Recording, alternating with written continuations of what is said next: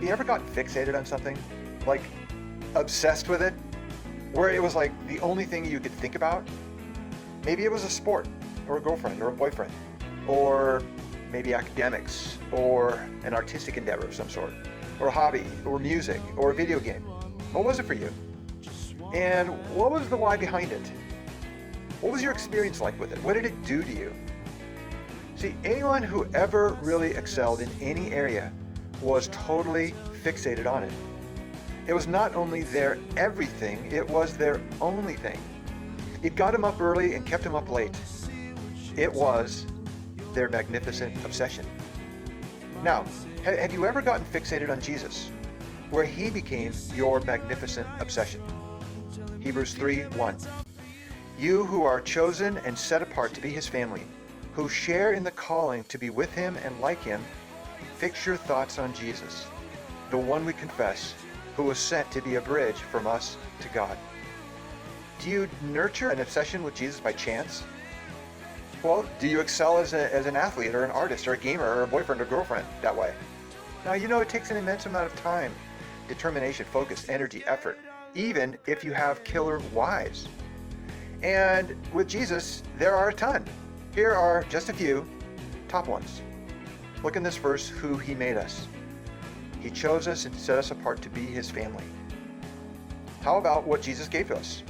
He gave us a calling to be with him and like him. And did you happen to notice what Jesus did for us?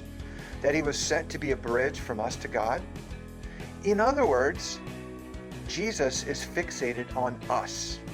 We are his magnificent obsession. Okay, now his fixation on us is strongly connected to his fixation on the Father and the work the Father sent him to do.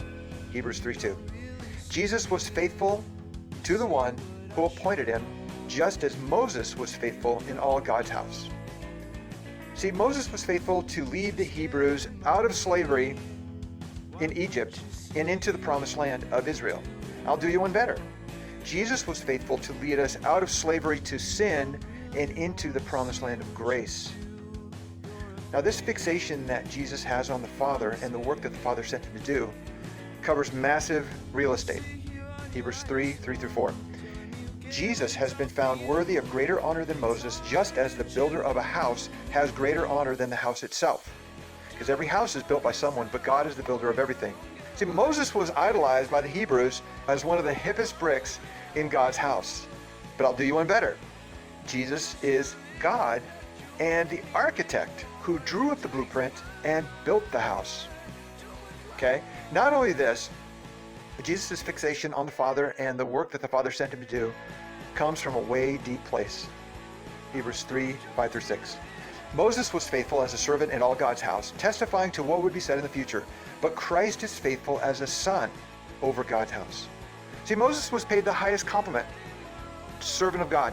And in true servant fashion, he points away from himself to the ultimate faithful servant. So I'll do you one better than faithful servant in God's house. Jesus is a faithful son over God's house. Now, all this brings us back full circle. Hebrews 3:6. We are his house. Now, if we can only hold on tight to this confident hope of which we boast. See, we are God's house. Jesus Christ built us and lives in us. We're his family, his everything, his fixation, his obsession.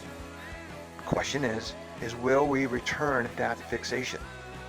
Because it's way better living in a house where everyone in it are each other's magnificent obsession.